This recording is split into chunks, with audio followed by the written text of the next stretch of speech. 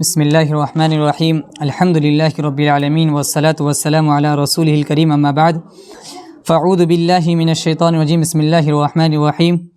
تلک الرسل فضلنا بعضهم علی بعض منهم من کلم اللہ ورفع بعضهم درجات الآیہ۔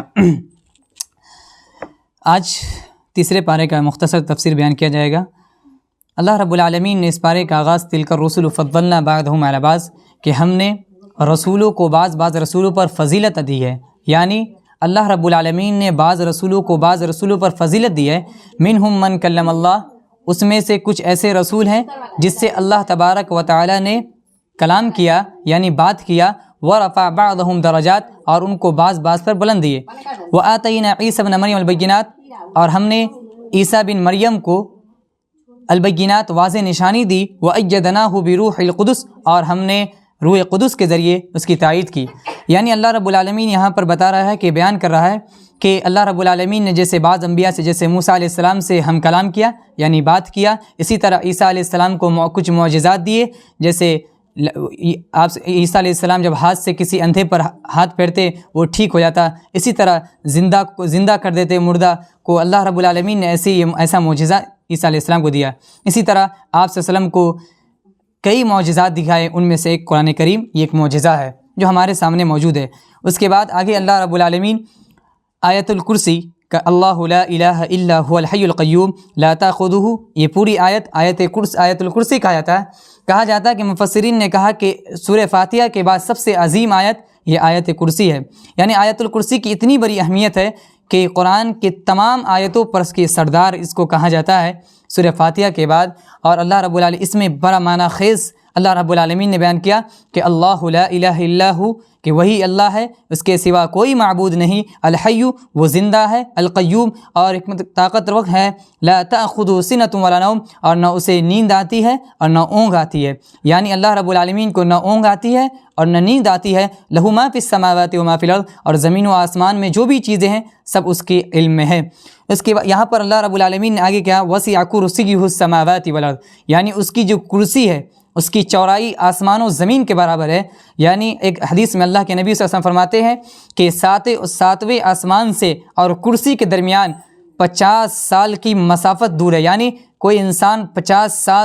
سال تک چلتے رہے تب وہ 7ویں آسمان سے کرسی تک پہنچے گا، اللہ رب العالمین کی کرسی۔ پھر اس کرسی سے عرش تک پہنچنے کا جو راستہ وہ 500 سال تک ہے۔ اس کے بعد پھر اللہ رب العالمین کا پھر پانی آئے، پھر پانی کے بعد 500 سال مسافت کے دور کرنے کے بعد اللہ رب العالمین کا عرش آتا ہے، یعنی عرش جو پانی کے اوپر ہے، اللہ رب العالمین الرحمن علی العرش استویٰ، یعنی عرش پر مستوی قائم ہے۔ اس کے بعد یہاں پر اللہ رب العالمین نے کہا کہ مومنین جو ہوتے ہیں وہ اللہ کا دوست ہوتے ہیں، اللہ ولی الذین آمنوا، اور وہ کیا کرتے ہیں، جو دوست ہوتے ہیں وہ ظلمات سے نکال کر روشنی کی طرف لے جاتے ہیں۔ اسی طرح اور جو لوگ کفر کرتے ہیں، والذین کفروا اولیاءہم الطاغوت، جو لوگ کفر کرتے ہیں یہ وہ لوگ طاغوت کے دوست ہوتے ہیں، اور وہ کیا کرتے ہیں، روشنی سے نکال کر یعنی ہدایت سے نکال کر ظلمات یعنی گمراہی کی طرف وہ بلاتے ہیں۔ وہ دوست، وہ جو کافر طاغوت ہوتا ہے، وہ جو شیطان کا دوست ہوتا ہے وہ گمراہی کی طرف بلاتا ہے۔ اس کے بعد ایک واقعہ اللہ رب العالمین نے تفصیلی واقعہ بیان کیا کہ ایک شخص جو بابل کا بادشاہ جو نمرود تھا، وہ ابراہیم علیہ السلام کو بولتا ہے کہ الم تر الی الذی حاج ابراہیم فی ربہ ان آتاہ اللہ الملک اذ قال ابراہیم ربی الذی یحیی و یمیت، کہ جب ابراہیم علیہ السلام نے کہا کہ میرا رب وہ ہے جو زندگی دیتا ہے، وہ یمیت اور موت دیتا ہے، تو اس شخص نے کہا، نمرود نے کہا کہ قال انا احیی و امیت، میں بھی زندہ کرتا ہوں مارتا ہوں۔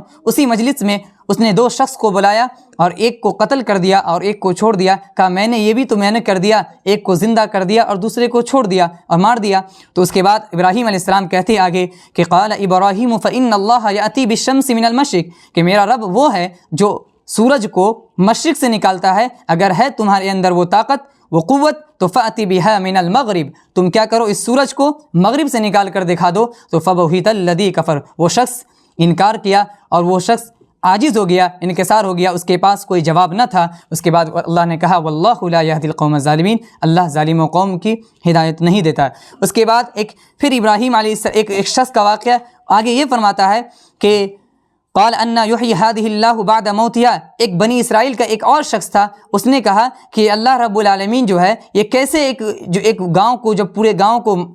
موت دے دیا ہے تو وہ کیسے زندہ کرے گا؟ فاماتہ اللہ، تو اس شخص کو کیا کیا اللہ رب العالمین نے 100 عام ثم بعث، 100 سال تک کے لیے مار دیا، ثم بعث، پھر اسے اٹھایا، قال کم لبثت، پھر اللہ رب العالمین نے پوچھا کہ تم کتنے دن کے بعد لوٹے ہو؟ تو اس شخص نے کہا 1 دن یا کچھ حصہ میں نے بس سویا تھا۔ تو اس نے اللہ رب العالمین نے کہا نہیں، قال بل لبثت 100 عام، کہ تم 100 سال تک سوئے رہے تھے، یعنی موت تمہیں آ گئی تھی، فانظر، تمہیں دیکھنا ہے تو الی طعامک، اپنے کھانے کی طرف دیکھو، و شرابک، اور پینے کی طرف دیکھو، لم یتسنى، وہ خراب نہیں ہوا ہے۔ اس کے بعد یہ خراب نہیں ہوا اس لیے کیونکہ وانظر الی حمارک، اور تم اپنے گدھے کی طرف دیکھو، یعنی وہ دونوں چیزیں جو موجود تھی اسے دیکھو، وَلِنَجْعَلَكَ آیَةً لِلنَّاسِ وَانظُرْ إِلَى، یعنی وہ گدھے کی طرف دیکھو وہ خراب گل گیا،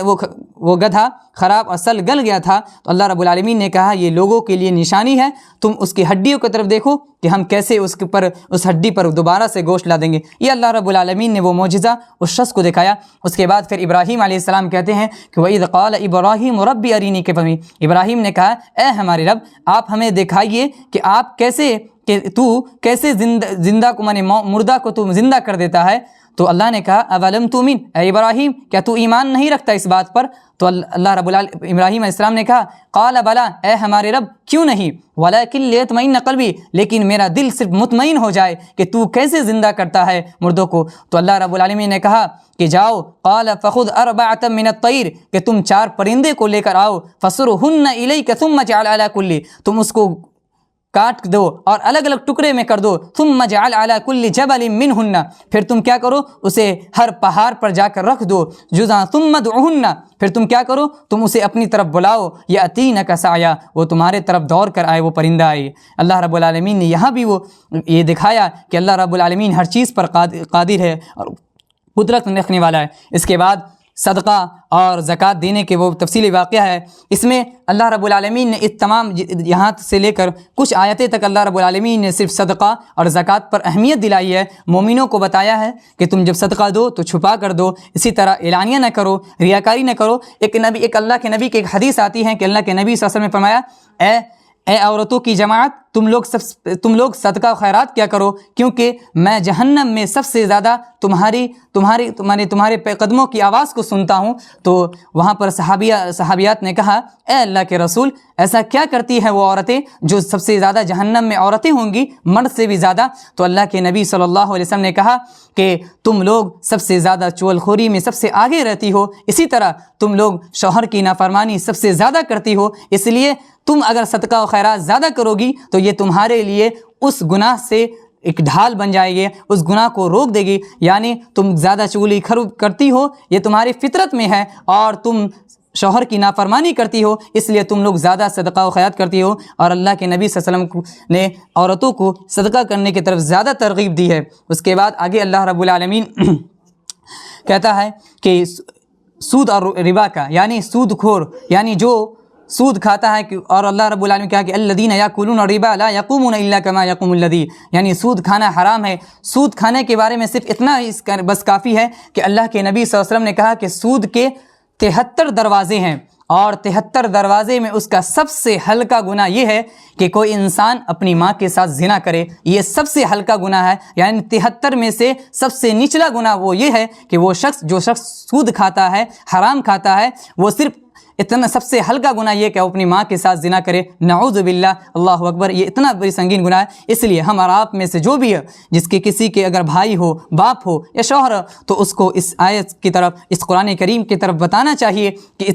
اتنا بڑا سنگین وعید اللہ رب العالمین اللہ کے نبی صلی اللہ علیہ وسلم نے بتایا۔ اس کے بعد آگے اللہ رب العالمین نے سورہ دین یعنی آیت دین کا، یعنی قرض لینے پر لکھنے کا پورا صفحہ بیان کیا۔ اس کے بعد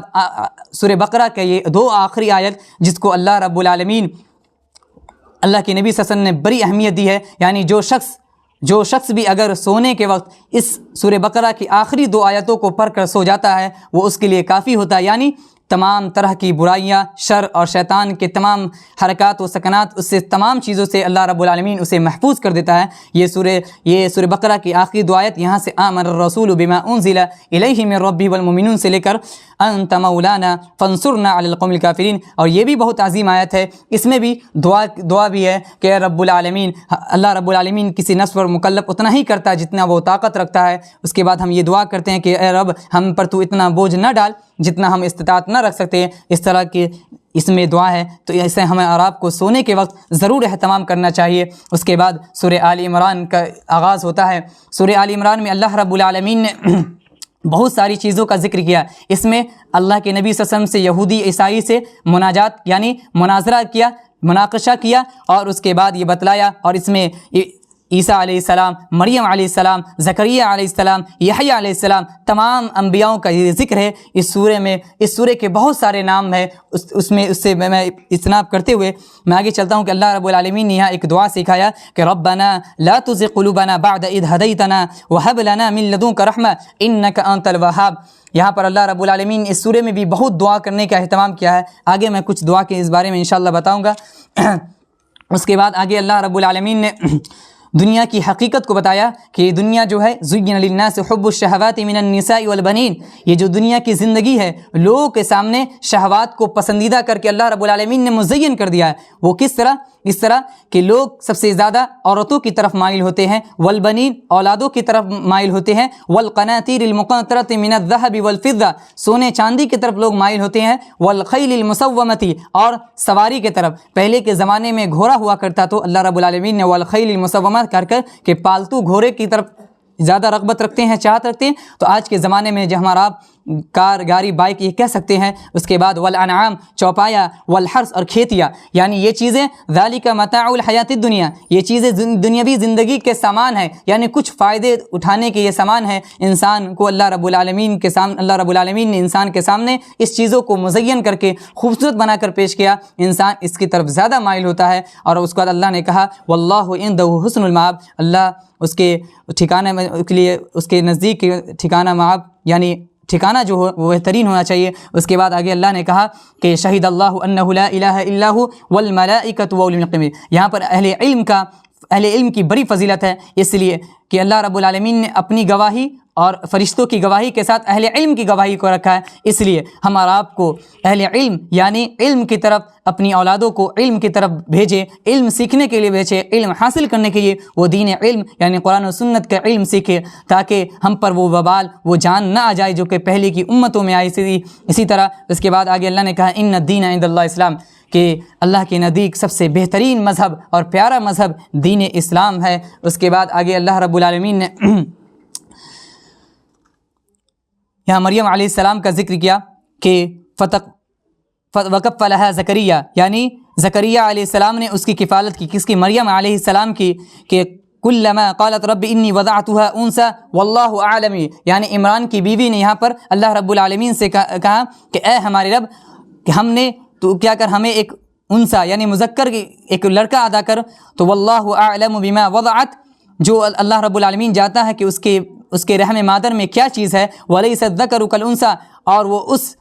لڑکے کے مانند یعنی اللہ رب العالمین سے عمران کی بیوی نے ایک لڑکے کی خواہش کی، ایک بیٹے کی خواہش کی، لیکن اللہ رب العالمین نے اسے ایک بیٹی عطا کی جسے ہمارا آپ مریم کے نام سے جانتے ہیں۔ وَإِنِّي سَمَّيْتُهَا مَرْيَمَ وَإِنِّي، اور اس نے اسی وقت اس کا نام مریم رکھا۔ تو اس لیے عورتوں کو یہ ہمیشہ چاہیے کہ جب بھی وہ اولاد مانگیں تو نیک اولاد کی دعا کریں۔ اور یہاں پر اللہ رب العالمین نے یہ کہا کہ وہ جو عورت ہوگی یعنی وہ جو بچی ہے وہ ہزار کے لاکھوں مردوں سے زیادہ افضل بن گئی، کیونکہ اس جیسی عورت اس دنیا میں نہ کبھی آئی تھی اور نہ آئے گی اور نہ کبھی ہے، کیونکہ مریم علیہ السلام ایسی پاکیزہ عورت ہے کہ جس کے بارے میں اللہ رب العالمین نے پوری ایک سورت نازل سورہ مریم کے نام سے ذکر کیا۔ اس کے بعد آگے اللہ رب العالمین نے وکفلھا زکریہ، یعنی زکریا علیہ السلام جو ان کے خالو تھے ان کو اس کی کفالت کی یعنی اس کی پرورش کی۔ اس کے بعد کلما دخل علیہا زکریا المحراب، جب بھی زکریا علیہ السلام ان کے محراب میں جاتے تو وجد عندها رزقا، ان کے پاس رزق پاتے اور کہتے قال یا مریم، اے مریم، مریم نے کہا انا لکی ھذا، یہ تمہارے پاس کہاں سے آیا؟ تو قالت هو من عند اللہ، وہ کہتی مریم علیہ السلام یہ مجھے اللہ کی طرف سے ملا ہے۔ تو یہاں پر یہ پتہ چلا اس لیے انہوں نے یہ سوال پوچھا کہ یہ چیزیں تمہارے پاس کہاں سے آئی؟ اس لیے کہ موسم سرما کا پھل موسم گرما میں ملتا، یعنی ٹھنڈی کا وہ پھل گرمی میں ملتا اور گرمی کا پھل ٹھنڈی میں ملتا، تو وہ چونک گئے کہ ایسا کیسے ہو سکتا ہے کہ یہ پھل تمہارے پاس کیسے آ گیا؟ انہوں نے مریم علیہ السلام نے کہا کہ یہ اللہ کی طرف سے ہے۔ کیوں؟ ان اللہ یرزق من یشاء بغیر حساب، بے شک اللہ رب العالمین جسے چاہتا ہے رزق دیتا ہے۔ تو یہاں پر بھی ایک اللہ رب العالمین نے ہمیں یہ طریقہ دیا، یہ بتلایا کہ اگر ہماری اولادوں کے پاس کچھ ایسی چیزیں ہوں جو ان کے پاس نہ ہونی چاہیے تو اسے ہمیں پوچھنا چاہیے، یہ ہمارے اوپر فرض بنتا ہے۔ اللہ رب العالمین نے ہمیں سکھلایا ہے کہ جب ایسی چیزیں دیکھیں جو ان کے پاس نہ ہونی چاہیے تو ان کے بارے میں ضرور سوال کرنا چاہیے۔ اس کے بعد آگے اللہ رب العالمین نے زکریا علیہ السلام اپنے رب سے دعا کر اسی وقت فوراً دعا کرتے ہیں کہ یہ مریم علیہ السلام کو جب ایک چیز ایسی چیز مل سکتی ہے جو نہ ہونی چاہیے تو ہم بھی دعا کریں گے تو کیوں نہیں ملے گا؟ تو زکریا علیہ السلام نے کہا قال رب هب لي من لدنك ذریۃ طیبہ، اے ہمارے رب تو بھی مجھے اپنی طرف سے ایک ذریت، ایک پاک ذریت دے، یعنی اولاد دے۔ انک سمیع الدعاء، بے شک تو دعاؤں کو سننے والا ہے۔ فنادته الملائکۃ، تو ملائکہ فرشتے نے اسی وقت آواز لگائی، وَهُوَ قَائِمٌ يُصَلِّي فِي الْمِحْرَابِ، اس حال میں کہ وہ محراب میں نماز پڑھ رہے تھے۔ تو ایسا پتہ یہ چلا کہ ہم بھی جب دعا کرنے جائیں تو نماز 2 رکعت نماز پڑھ کر دعا مانگے۔ اس کے بعد ان اللہ یبشرک بیحییٰ مصدقا بکلمۃ اللہ، یعنی اللہ بکلمۃ من اللہ، کہ فرشتے نے انہیں خوشخبری دی یحییٰ کی کہ جو ایک عیسیٰ علیہ السلام کی تصدیق کرنے والا ہے، من اللہ و سیدہ، وہ سردار ہوگا، وہ حصورا و نبی من الصالحین، اور ایک صالح نبی ہوگا۔ تو یہاں پر تو اس کے بعد زکریا نے کہا قال ربی انا یکون لی غلام وقد بلغنی الکبر امراتی، آخر اے ہمارے رب یہ چیزیں، یہ غلام، یہ بچہ ہمارے پاس کیسے آ سکتا ہے اس حال میں کہ وقد بلغنی الکبر، کہ میں بوڑھا ہو گیا ہوں، وامراتی آخر، اور میری بیوی بانجھ ہے۔ تو یہ کیسے ہو سکتا ہے کہ اے میرے رب میں ایک بوڑھا ہو گیا ہوں، میری بیوی بانجھ ہے، اس کو اولاد کیسے ہو سکتی ہے؟ تو فرشتہ کہتا ہے قال کذالک، ایسا ہی ہوگا، اللہ یفعل ما یشاء، اللہ جو چاہتا ہے وہ کرتا ہے۔ تو یہ پتہ چلا کہ دعا کی بڑی اہمیت ہے۔ دعا ایک جس کو ہم کہہ سکتے ہیں سب سے زیادہ، اگر انسان مومن کے لیے جو دعا ہے وہ ہتھیار ہے، الدعاء سلاح المومن، مومن کا ہتھیار دعا ہے۔ اس لیے قبولیت دعا کی 6 شرطیں ہیں کہ ہمارا آپ دعا کرتے ہیں کہ شکایت کرتے ہیں کہ دعا کیوں قبول نہیں ہوتی ہے، تو اس لیے قبولیت دعا کی 6 شرطیں کو آپ ذہن میں رکھیں۔ ایک یہ ہے کہ اسماء حسنہ کے واسطے اللہ رب العالمین سے دعا کریں، اسی طرح نیت میں خالص ہو، اور دعا کرنے والا اپنی مسکنت و محتاجی کا اظہار کرے، یعنی اپنی عاجزی و انکساری کا اظہار کرے۔ اسی طرح کسی گناہ کی دعا نہ کرے، یعنی نیک چیزیں کی دعا کرے۔ اسی طرح اسے یقین ہو کہ اللہ نے اگر اسے دنیاوی فائدہ سے محروم رکھا ہے تو یہ بھی اللہ کی نعمت ہے، یعنی اگر ہمارے اللہ رب العالمین نے ہماری دعا کو نہیں قبول کرا ہے تو وہ آخرت میں ہماری دعا کو قبول کرے گا، یعنی ہمارے لیے وہ نیکی بن کر ایک پہاڑ جیسا بن جائے گا۔ اور کسی ایسی سی دعا نہ کری جس کے ذریعے اللہ نافرمانی کی، یعنی نافرمانی چیز کی، یعنی وہ غلط چیزوں کی دعا نہ کرنی چاہیے۔ اس لیے اسی طرح دعا کی قبولیت کے کچھ اوقات ہیں، جیسے اذان کے وقت ہوا، بارش کے وقت، اذان اور اقامت کے درمیان، اسی طرح فرض نمازوں کے بعد، رات کی تہائی حصوں میں، اس طرح کے دیگر اوقات ہیں، جمعہ کے دن، عصر کے بعد، مغرب سے جسٹ پہلے تک، یہ دعا کے کچھ اوقات ہیں جو اللہ رب العالمین دعا کو سنتا ہے اور قبول کرتا ہے۔ اس کے بعد آگے اللہ رب العالمین نے مریم علیہ السلام کی پاکیزگی بتایا، اور اس دنیا میں بہت سارے مرد کامل مرد ہیں، لیکن عورتوں میں صرف کچھ چند ہی عورتیں ہیں جو کامل ہو گئی ہے۔ ان میں سے ایک مریم علیہ السلام ہے، دوسرے حضرت آپ صلی اللہ علیہ وسلم کی بیوی خدیجہ رضی اللہ عنہا، اور تیسری آپ صلی اللہ علیہ وسلم کی لاڈلی پیاری بیٹی فاطمہ رضی اللہ عنہ۔ یہ تین عورتیں اس دنیا میں سب سے کامل ہوئی۔ اس کے بعد فرعون کی بیوی آسیہ، یہ جو تھی، یہ 4 عورتیں جو دنیا میں سب سے کامل عورتیں بنی، یعنی سب سے پاک باز بنی۔ اسی طرح آپ صلی اللہ علیہ وسلم کی ایک بیوی عائشہ رضی اللہ عنہ کا آپ صلی اللہ علیہ وسلم نے مثال دیا کہ یہ عائشہ اسی طرح ہے جس طرح کھانے میں سرید ہوتا ہے، یعنی کھانے میں سب سے عمدہ جو چیز ہے سرید کہا جاتا ہے، ایک بنایا جاتا ہے جو عربوں میں کھایا جاتا ہے۔ تو یعنی عائشہ رضی اللہ عنہ بھی، یعنی 4 عورتیں ایسی ہیں جو اس دنیا میں کامل بنی، پاک باز بنی، اور یہ اس میں سب سے پہلے نمبر پر جس آتے ہیں وہ مریم علیہ السلام جو پاک بدامن، وہ اس لیے کیونکہ آگے اللہ رب العالمین نے کہا، مریم علیہ السلام نے کہا کہ اے میرے رب مجھے کیسے بیٹا ہو سکتا ہے، حالانکہ نہ میرے پاس مجھے کوئی چھوا نہیں، نہ میرے پاس شوہر ہے، نہ مجھے شادی کرنے کا ارادہ ہے، اور نہ میں بدکار ہوں، اے رب العالمین کیسے مجھے اولاد ہو سکتی ہے؟ تو پھر فرشتہ وہی کہتا ہے یہ تمہارے رب کی طرف سے ہے اور ایسا ہو کر رہے گا۔ اس کے بعد آخر میں اللہ رب العالمین ان تمام چیزوں کے بعد ابراہیم علیہ السلام اور یہ کو جب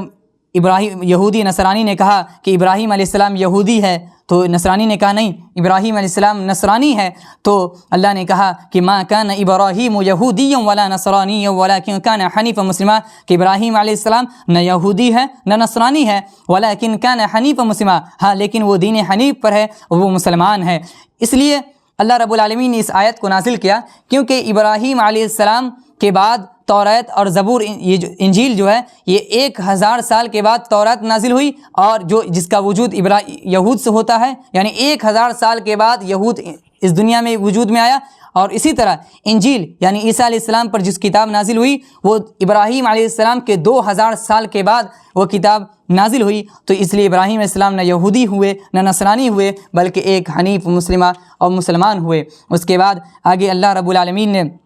یہاں پر افغیر دین اللہ یبغون ولہ اسلم ما فی السماوات، یعنی جو دین اسلام سے پھر گیا، یہاں پر اللہ رب العالمین نے یہاں کہ قل آمنا باللہ وما انزل علینا، اس لیے ہم اور آپ پر یہ بھی ذمہ داری ہے کہ پہلے کی امتوں پر جتنے بھی آدم سے لے کر ابراہیم اسماعیل حضرت عیسیٰ علیہ السلام تک تمام نبیوں پر تمام امتوں نے یہ تصدیق کیا کہ ہاں یہ نبی تھے اور یہ اس پر یہ کتاب نازل ہوئی، اس لیے ہم پر بھی یہ ذمہ داری عائد ہوتی ہے کہ ہم بھی تمام نبیوں پر ایمان لائے، ان کی تمام کتابوں پر، ان کی شریعت پر، ان کے دین پر، اور اسی طرح حضرت محمد صلی اللہ علیہ وسلم پر، کیونکہ آج کا زمانہ یہ خاتم النبی حضرت محمد صلی اللہ علیہ وسلم تھے۔ آج کے اس فتنہ دور میں، پرفتن دور میں بہت سارے ایسے لوگ ہوتے ہیں جو نبیوں کا دعویٰ کرتے ہیں اور کہتے ہیں کہ میں خاتم النبی ہوں، یعنی میں آخری نبی ہوں، تو ایسا ہو ہی نہیں سکتا، کیونکہ اللہ کے نبی صلی اللہ علیہ وسلم سب سے آخری نبی تھے، اور یہ سب سے آخری کتاب جو ہمارے پاس قرآن مجید موجود ہے ہمارے سامنے میں ہے۔ اس کے بعد آگے اللہ رب العالمین ایک آخری بات کہ اللہ رب العالمین نے وہ قیامت کے دن کفار کے دن کہا کہ اللہ رب العالمین نے کہا کہ ان الذین کفروا، یہ لوگ جو لوگ کفر کرتے ہیں، وماتوا اور مر گئے اس حال میں کہ وہ کفار تھے یعنی کافر تھے، فلن يقبل من احدهم ملء الارض ذهبا ولا افتدى به، یعنی زمین کے برابر بھی اگر یہ کفار اللہ رب العالمین کو سونا فدیہ کرے، یعنی